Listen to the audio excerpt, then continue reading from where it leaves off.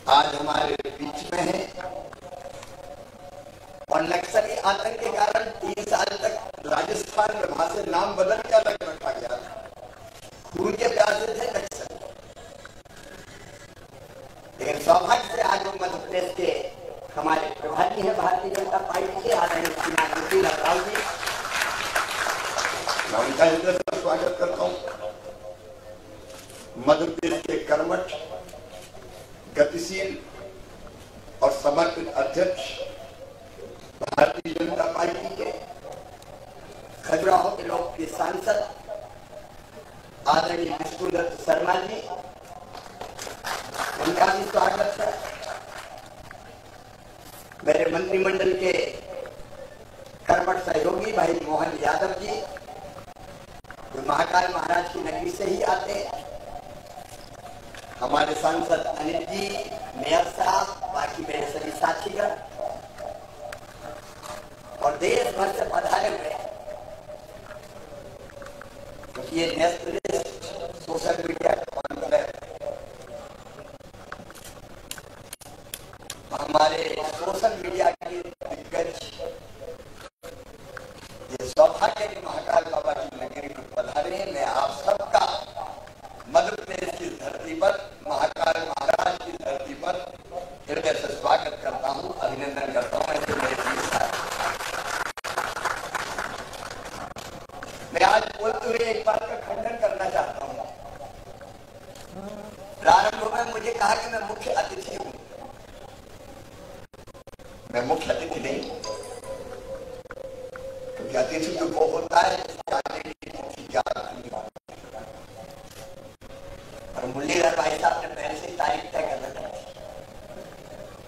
दूसरी बात, मध्य प्रदेश की इस पवित्र नगरी महाकाल महाराज की अवंतिका में मेहमान कैसे हो सकता हूं? मेहमान तो आप है, जो देश भर से कृपा करके पधारे हैं। आप सब अतिथियों का मैं स्वागत करता हूं। आज नर्मदा जयंती है। गंगा, सिंधु, कावेरी, यमुना, सरस्वती, रेवा, महानदी, गोदा। रेवा मतलब नर्मदा जी। नर्मदा जी मध्य प्रदेश की जीवन रेखा है, गुजरात को भी जिंदा रखती है। महाराष्ट्र में पानी जाता है। नर्मदा मैया के चरणों में मैं प्रणाम करता हूं। आज कई कार्यक्रम नर्मदा जयंती के हैं। यहाँ छिबरा मैया, अटल जी का सपना था रिवर ड्रिंकिंग का, और मुझे बताते हुए प्रसन्नता है कि नर्मदा जी को छिबरा जी से जोड़ने का हमें सौभाग्य मध्य प्रदेश की धरती पर। और नर्मदा जी के पानी को हम केवल छिबरा जी में नहीं, काली सिंध में ले जा रहे हैं, गंभीर में ले गए, पार्वती में ले जा रहे हैं। और आज मैं अपने मित्रों को ये बताना चाहता हूं कि नर्मदा जी की कृपा है, जिसके कारण मध्य प्रदेश में सिंचाई की क्षमता बढ़ा के हमने 45 लाख हेक्टेयर कर दी और 65 लाख हेक्टेयर तक ले जा रहे हैं। अकेला मध्य प्रदेश देश के अन्न के भंडार भर देगा, उसमें सबसे बड़ी कृपा नर्मदा जी की।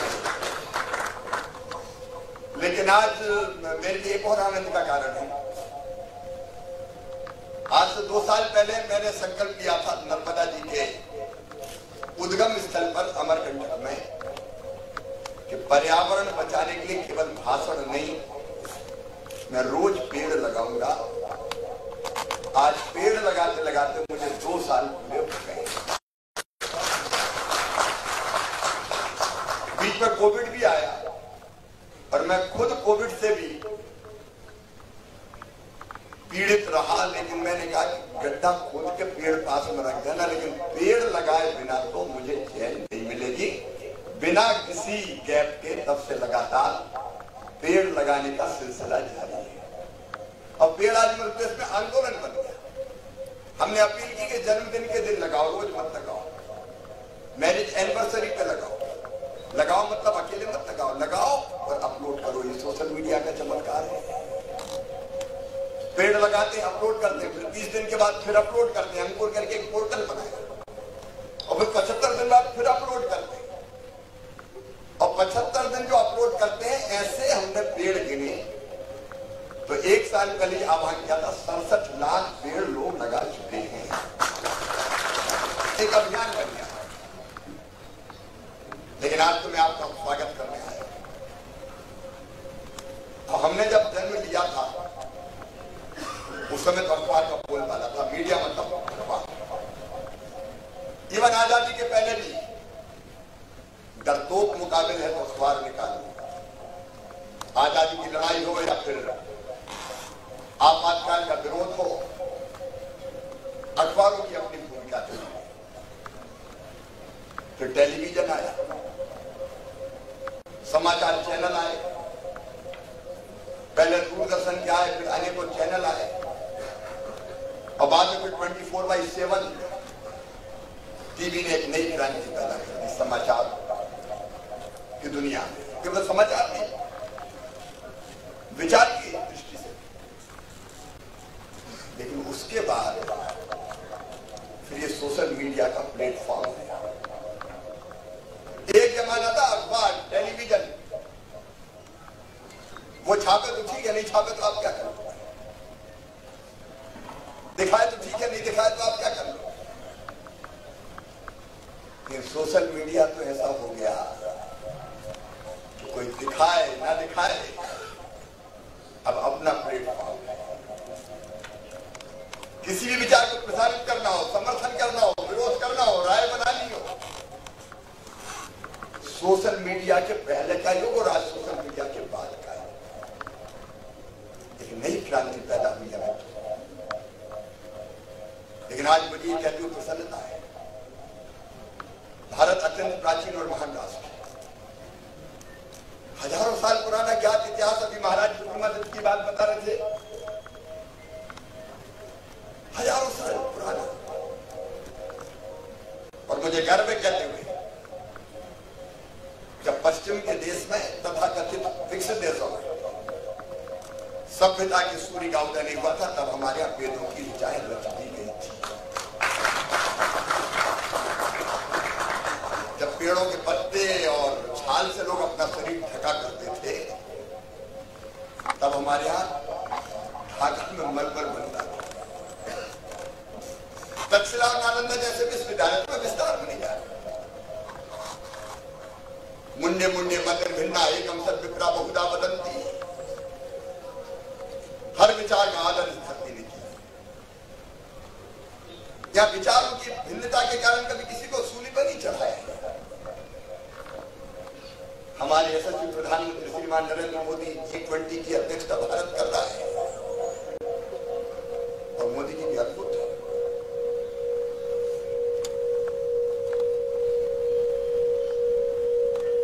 एक धरती, एक परिवार और एक भविष्य। G20 की थीम है वसुधैव कुटुंबकम। आज नहीं, हजारों साल पहले भारत ने कही। ये दुनिया वालों से मैं कहता हूं, संयुक्त राष्ट्र संघ को तुमने घबरा के बनाया, माने ना जाए द्वितीय विश्व युद्ध के बाद इसने बन गया संयुक्त राष्ट्र संघ।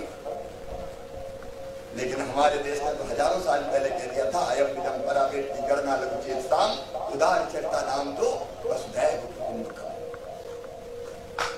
सारी दुनिया के परिवार मानने वाला, आत्मवत् सर्वभूतेषु का भाव देने वाले हम। और जब मैं आत्मवत् सर्वभूतेषु कहता हूं तो केवल मनुष्य मात्र नहीं, प्राणियों में भी कोई चेतना हम मिलेगी। और केवल प्राणियों में नहीं, पेड़ पौधों में भी वही चेतना हमें मिलेगी। एक ही चेतना समस्त जड़ एवं चेतन में अनुस्यूत है।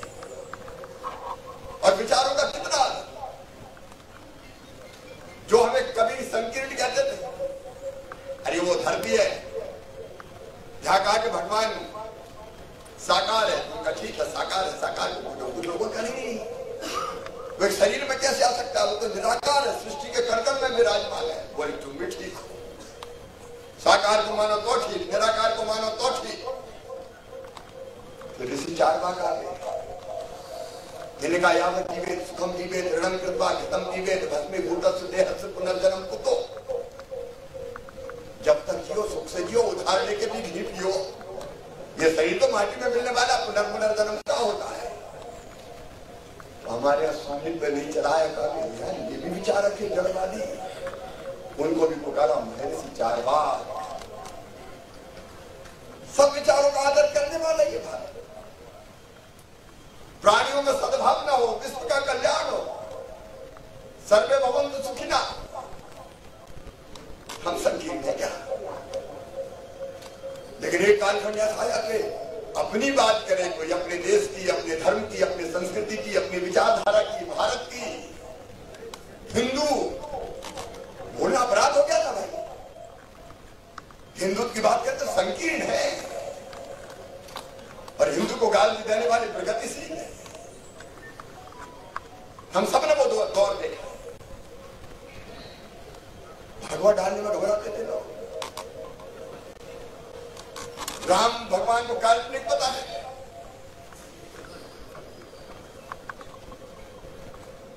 हमने वो दौर देखा है। लेकिन आज मैं आपको बधाई देना चाहूंगा, सोशल मीडिया को बधाई देना चाहूंगा। आपने भारत की जीवन मूल्य, परंपराएं, महापुरुष, हमारा धर्म, हिंदुत्व, उसको ऐसा स्थापित किया है कि जो कभी राम के अस्तित्व को नकारते थे, वो राम नाम की माला जप रहे हैं। माथे पे सिंदूर लगा के महाकाल महाराज के चरणों में साष्टांग लेते हुए हैं। यात्राओं में भी महाकाल महाराज तेरी जय हो। ये बदलाव लाने में सोशल मीडिया ने बहुत महत्वपूर्ण भूमिका निभाई। और मैं फिर आज कह रहा हूं,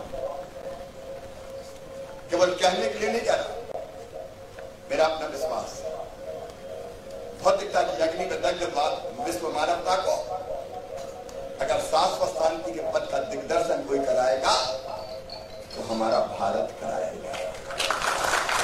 और एक नरेंद्र ने कहा था, 100 साल से ज्यादा हो गए, सुधीर की रंजी समाप्त हुई जान पड़ती है। महानिशाकांत निकट है। जो अंधे हैं वो देख नहीं सकते, जो बहरे हैं वो सुन नहीं सकते। लेकिन मैं स्पष्ट रूप से देख रहा हूं कि भारत माता एक बार फिर से उठ के खड़ी हो रही है और विश्व गुरु के पद पर अधिष्ठित हो रही है। एक नरेंद्र स्वामी विवेकानंद ने कहा था, मेरा विश्वास है कि दूसरे नरेंद्र के नेतृत्व में ये होगा नरेंद्र मोदी। और फिर देखिए आज मैं जब पहले मुख्यमंत्री बना और हमने तय किया कि मंदिर का जीर्णोद्धार करेंगे, तो अफसर कहते कि सर मंदिर में धार्मिक काम में पैसा लग नहीं सकता सरकार को। लेकिन मुझे कहते कर सांस्कृतिक आधार पर मध्य प्रदेश की धरती पर हमने आने पर काम प्रारंभ किया। हमको पर्यावरण की रक्षा करनी थी, क्या करें? तो हमने कहा हरियाली अमावस्या के दिन पेड़ लगाना शुरू करें। ये भारत की परंपरा है, हजारों साल पुरानी। हरियाली महोत्सव, हरियाली अमावस्या है। हमको पानी बचाने का अभियान चलाना। हमने शुरू किया जलाभिषेक अभियान। मध्य प्रदेश की धरती पर मुझे कैसे गर्व है, गोवर्धन पूजा जो लोग भूलते जा रहे थे। भगवान कृष्ण ने कहा था कि प्रकृति को पूजो, गोवर्धन की पूजा करो, इंद्र को छोड़ो। मध्य प्रदेश की धरती पर सरकार के स्तर पर हम गोवर्धन पूजा मनाते हैं पर्यावरण की रक्षा के लिए, बिना किसी संकोच के। कुछ लोगों ने मजाक उड़ाया कि क्या कर रहा है, पर्वत की पूजा करवा रहा है। अरे हमका सब जगह तो वही है। ग्रह नक्षत्र तारों में, नदियों, पर्वत, पहाड़ों में एक उसी की सत्ता है। जो हमें देता वही देवता। गोवर्धन पूजा होगी, मैं भी करता हूं, धूमधाम से करता हूं। गोवंश के वध पर प्रतिबंध लगाया मध्य प्रदेश की धरती पर। हमने लाडली लक्ष्मी है, बेटी के लिए योजना बना दी थी, तो हमने गर्व से नाम रखा लाडली लक्ष्मी।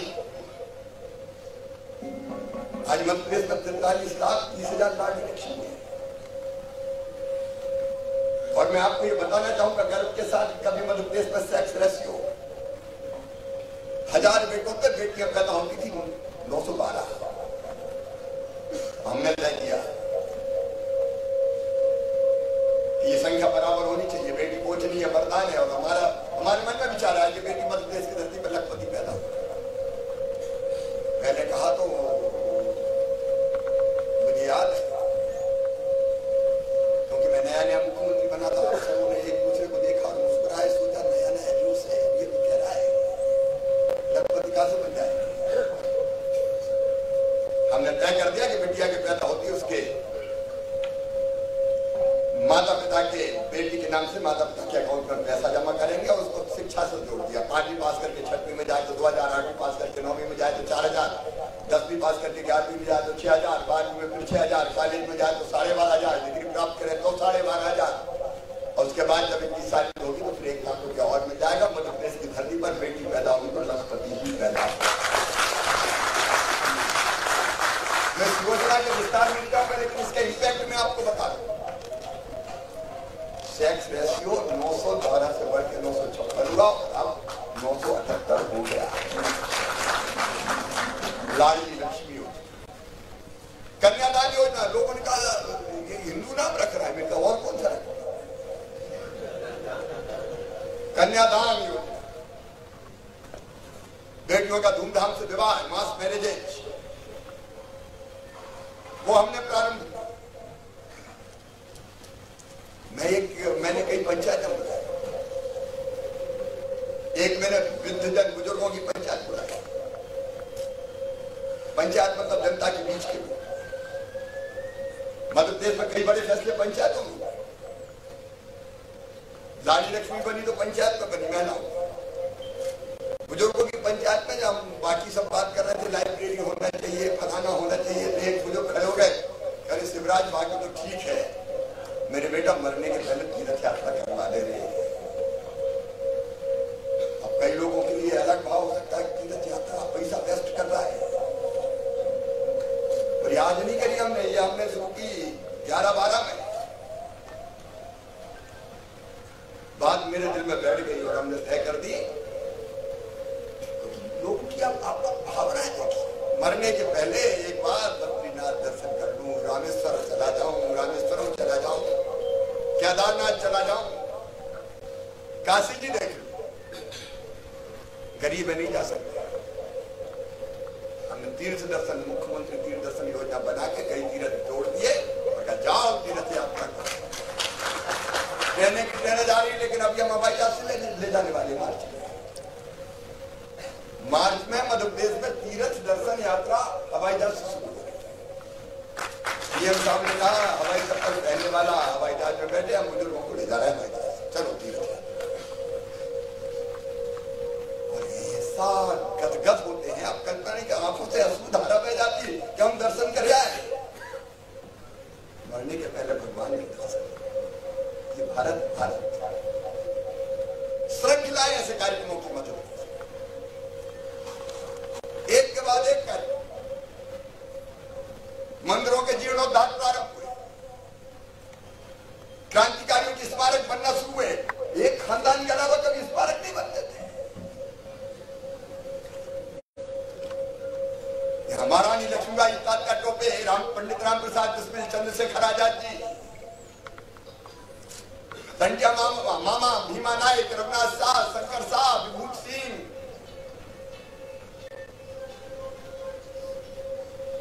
हमारे क्रांतिकारी कुंवर सिंह, राणा बख्तावर सिंह, ठाकुर रणवत सिंह, आदिवासी जन नायक इतने हुए, जनजाति नायक जिन्होंने रक्त की अंतिम बूंद दी, उनका नाम कहीं नहीं।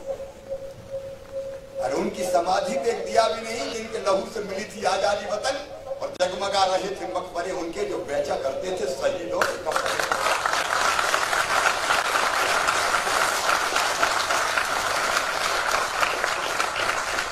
एक के बाद एक स्मारक बनाए, शहीदों की चिताओं पर लगेंगे हर बरस मेले। मंदिरों का अगर आप देखें, चामुंडा मैया हो, सरकनपुर वाली मैया हो, भैंसबा माता जी हो, उज्जैन में जब सिंहस्थ हुआ तो कोई मंदिर हमने नहीं छोड़ा। हर एक मंदिर का फिर से जीर्णोद्धार होंगे। मंदिर में नहीं होंगे तो काम कहाँ होंगे? सरकार का पैसा यानी जनता का पैसा, जब जनता की आस्था है वह पैसा लगेगा।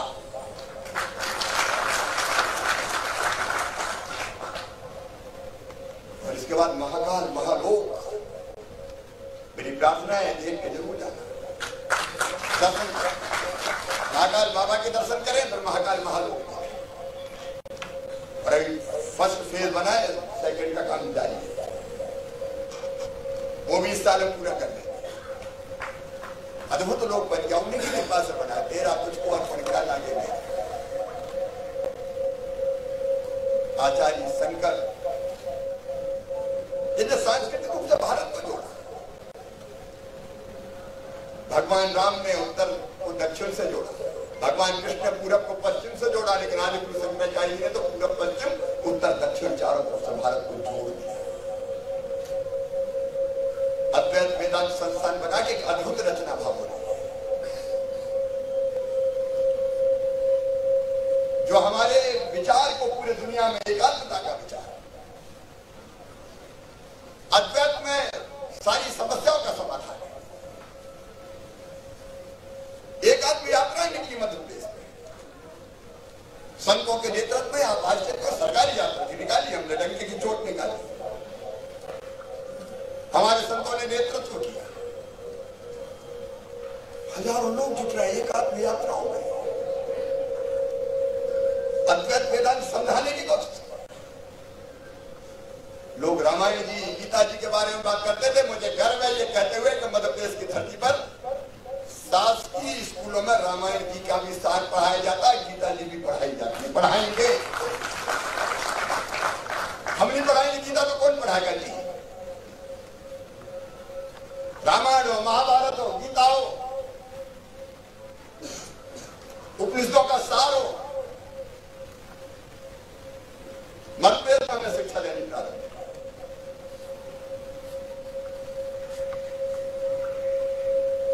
गर्व है हमारे मान में। हमारे बच्चे वो नहीं पढ़ेंगे तो क्या पढ़ेंगे? अंग्रेज चले गए, अंग्रेज में भाषा के रूप में अंग्रेजी का विरोधी नहीं।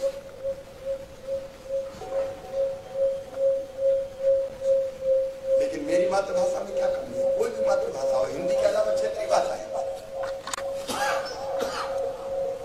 ऐसा माहौल बना दिया कि अंग्रेजी के बिना काम नहीं चल सकता। कैरियर की भाषा, और कैरियर की नहीं,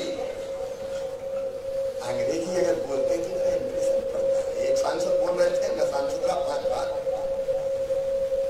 हिंदी भाषी प्रांत से आते थे, अंग्रेजी में बोल रहे थे। मैंने उनसे पूछा कि आप तो हिंदी जानते हो, अंग्रेजी में क्या बोल रहे थे? बोले यार अंग्रेजी से जरा रंग जम जाता है। इनका अंग्रेजी में भाषण दे के जीत के दिखाना।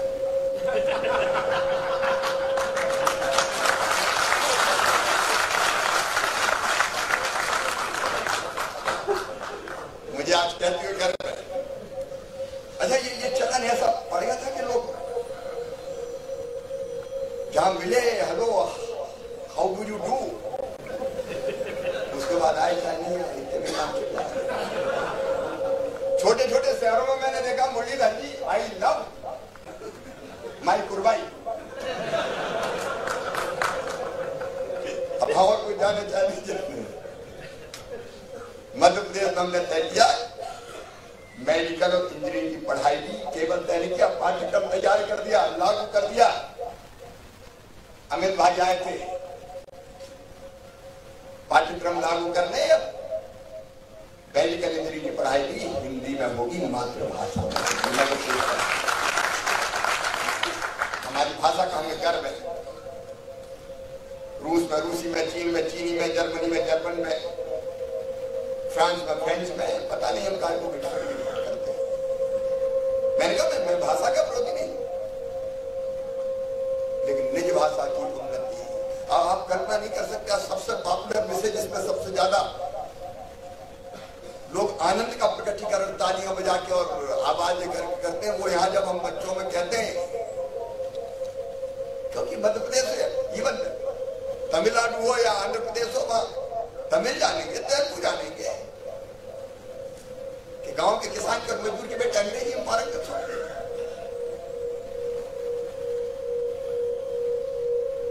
ऐसे एक नहीं अनेकों कानून। उज्जैन में संस्कृत पाणिनि विश्वविद्यालय, भोपाल में अटल बिहारी वाजपेयी हिंदी विश्वविद्यालय, भारतीय ज्ञान विज्ञान और बौद्ध विश्वविद्यालय, अनेकों विश्वविद्यालय मध्य प्रदेश की धरती पर हमने वैचारिक आधार किया और वो खड़े करके हमें करना। अपनी संस्कृति, अपने जीवन मूल्य, अपनी परंपराएं, अपना धर्म गर्व है उसमें। हाँ, हम दूसरे से द्वेष नहीं करते, यह हमारी परंपरा, हमारी संस्कृति, हमारे विचार का अंग है। लेकिन इसके साथ साथ गुड गवर्नेंस, मुझे कहते हुए प्रसन्नता है कि public service delivery guarantee act सबसे पहले मध्य प्रदेश में बनाया, जिसको संयुक्त राष्ट्र संघ ने पुरस्कृत किया। सिटीजन चार्टर की बात होती थी, लेकिन अगर उसमें जो समय सीमा दी गई उसका पालन ना हो तो कोई कानून नहीं था। हमने 800 सेवाएं चिन्हित की, ये सेवा इतने दिन में दी जाएगी, अधिकारी देगा। अगर उतने दिन में नहीं दिया तो उसमें पलटे जुर्माना लगेगा, और वो जुर्माना हर्जाने के रूप में जिसका काम देर से होगा उसको दिया जाएगा। ये public service delivery guarantee act सुशासन के लिए मध्य प्रदेश की धरती पर हम लेते हैं। समाधान ऑनलाइन, महीने के पहले मंगलवार को मैं बल्लभ भवन में बैठता हूं, मेरे पास जितनी शिकायतें आती, आवेदन आते हैं, उनमें शिकायतें हम छांटते हैं। शिकायत करता जिसको तकलीफ होती वो मेरे साथ बैठता है। पूरा मेरा बल्लभ भवन के सेक्रेटरीट के सारे अधिकारी बैठते हैं डिपार्टमेंट्स के। शिकायत करता है, ऑनलाइन कलेक्टर वगैरह सब जुड़े रहते हैं और उनको जवाब देना पड़ता है ये क्यों नहीं हुआ काम, और गड़बड़ हुई तो वहीं में कार्रवाई करता है।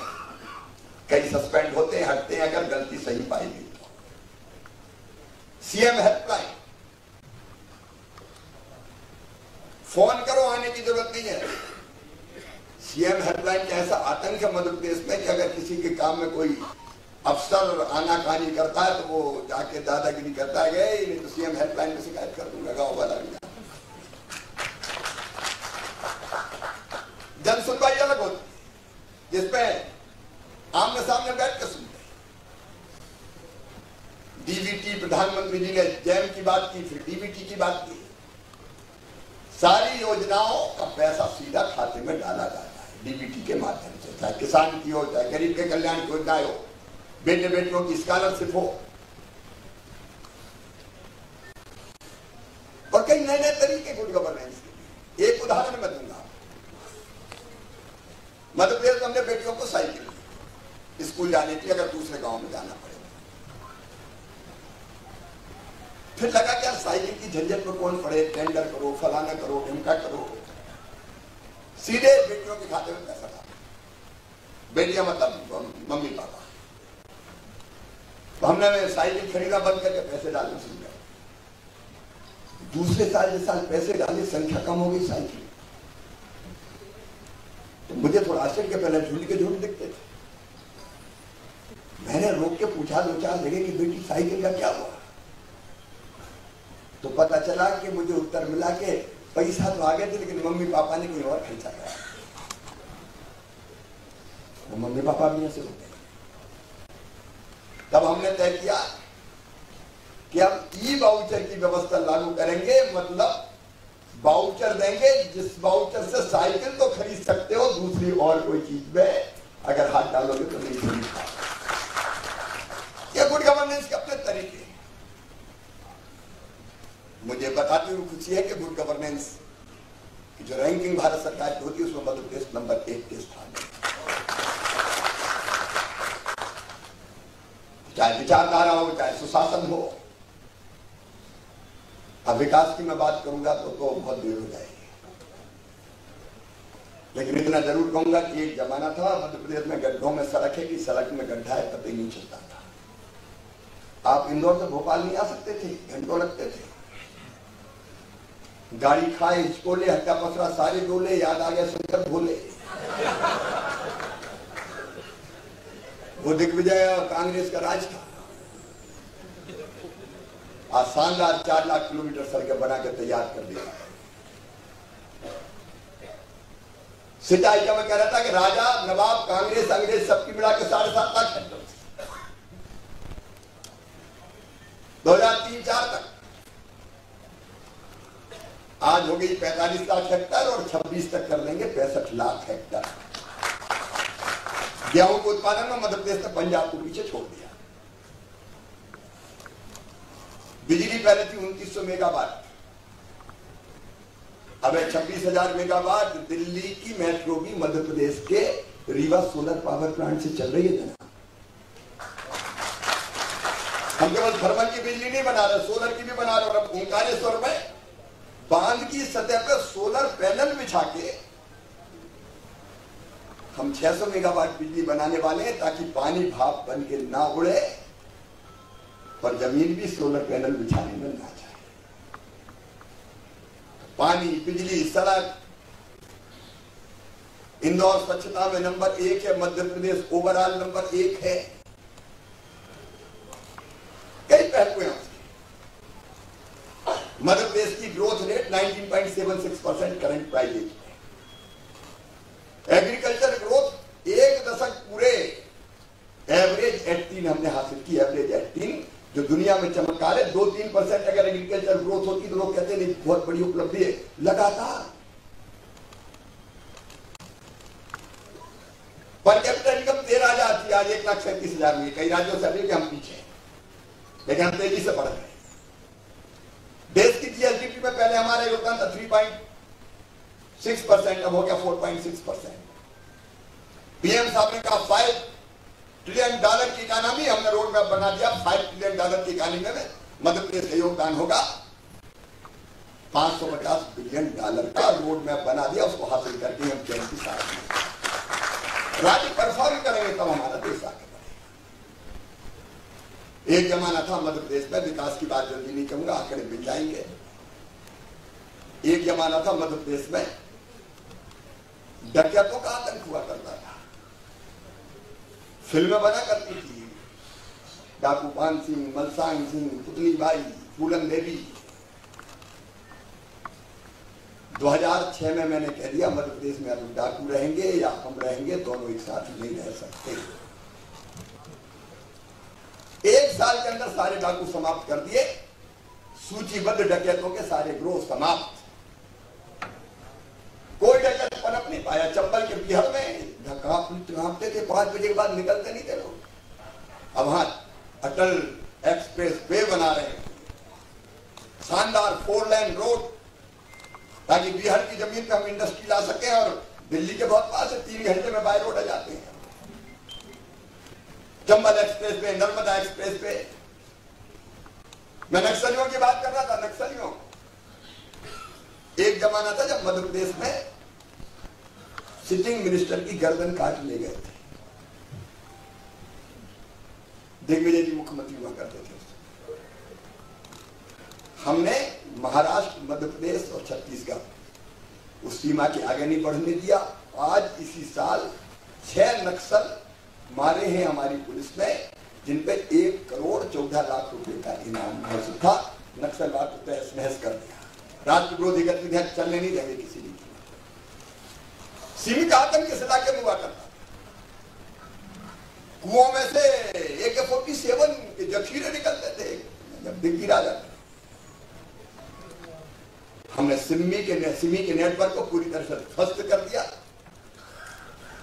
भोपाल जेल से निकलने की जरूरत की थी कुछ लोगों ने, ज्यादा दूर नहीं गए, पास में ही। आपने समाचार पढ़ा हो, आतंक फैलाने वाले देश के दुश्मन किसी भी कीमत पर बर्दाश्त नहीं होंगे। मध्य प्रदेश की धरती पर गुंडागर्दी, दादागिरी, हमारे तो बहुत बड़े माफिया तो है नहीं। मध्य प्रदेश बहुत अच्छा प्रदेश है, शांति का टापू है। छोटे मोटे थे तो जरूरत पड़ी तो बुलडोजर भी चलाए, और हमारे यहाँ बुलडोजर कोई बहुत अंतराल में नहीं चलता, 2-4 दिन में चलता ही रहता है।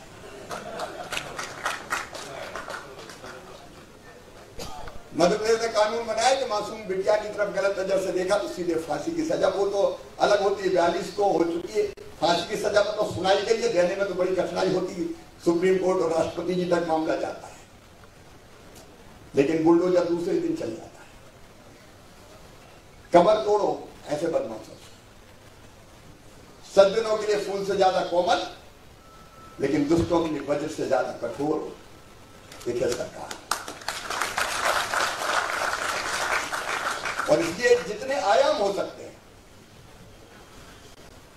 उन पर काम करने का विनम्र प्रयास किया। धर्म स्वातंत्र, लोभ, लालच, भय, प्रलोभन, धर्म परिवर्तित करवा, लब जिहाद, उनका लब चल सकता है, जिहाद नहीं चल सकता भाई किसी भी चीज। इसकी आड़ में गड़बड़ करोगे तो बचते नहीं। पेशा कानून हमने लागू किया, उसमें अब अगर मैं बताना चाहूँ कैसे कैसे षड्यंत्र होते हैं। शादी इसलिए कर लो किसी बेटी से कि उसकी जमीन वैसे खरीद नहीं सकते गरीब की, आदिवासी की। हमने कहा ये नहीं चलने दिया जाएगा।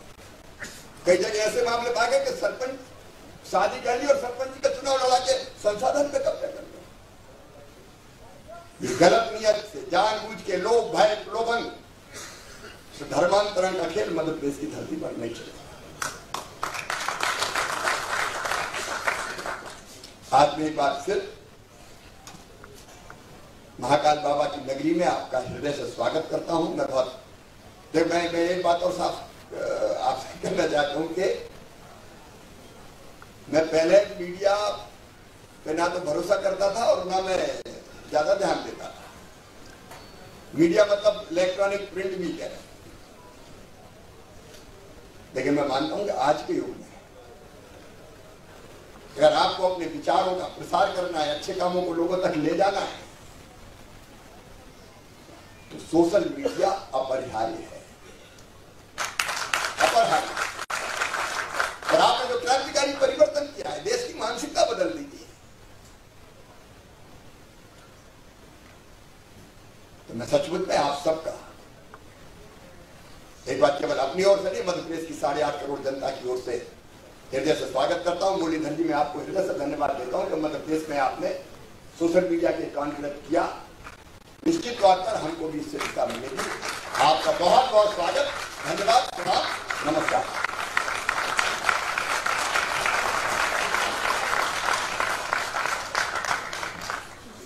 बहुत बहुत धन्यवाद माननीय मुख्यमंत्री जी श्री शिवराज सिंह चौहान जी। सबसे पहले तो मैं आपसे थोड़ी सी क्षमा मांगना चाहूँगी कि हमने मेज़बान को मेहमान समझा, लेकिन क्या है कि मामा जी का घर हो या माँ का घर हो, घर घर ही होता है। तो मुझे समझ में आया कि आप किस लॉजिक से बात कर रहे थे। और एक और शरारत करना चाहेंगे हम कि आपके घर में आप ही को बुलाकर आपके समय निकालने का हम आभार व्यक्त करना चाहते हैं। लेकिन उसका भी एक रीज़न है कि यहाँ पर जितने लोग सामने बैठे हैं सारे इन्फ्लुएंसर्स हैं, और इन्फ्लुएंसर्स का कोई प्रोसेस नहीं है। हम कोई रेज्यूमे बनाकर किसी कंपनी में नहीं जाते, हम हमारा स्किल सेट नहीं शोकेस करते, हम उसी तरीके से चुने जाते हैं। हमें वॉइस जो दी जाती है वो हमें, हमारी जो जनता है, जो लोग हमसे नेटवर्क पे जुड़े हुए हैं, वो हमें एम्पावर करते हैं। तो ये भी एग्जैक्टली उसी तरीके से बने हुए लोग हैं जिस तरह से हमारे सारे जो आज यहाँ स्टेज पर माननीय बैठे हुए हैं, जनता ने चुना है इन्हें। तो जब मामा जी का मार्गदर्शन मिलता है तो धन्यवाद करने में हम बच्चे लोग चुकेंगे नहीं। तो इसलिए सर आपसे निवेदन है कि आपके घर पर आपको बुलाकर हम आपका आभार व्यक्त कर रहे हैं, आपके समय के लिए, आपके सपोर्ट के लिए। Thank you so much. तो इसके लिए हम स्टेज पे बुलाना चाहेंगे राजीव सिंह, जो कि हमारे मध्य प्रदेश भारत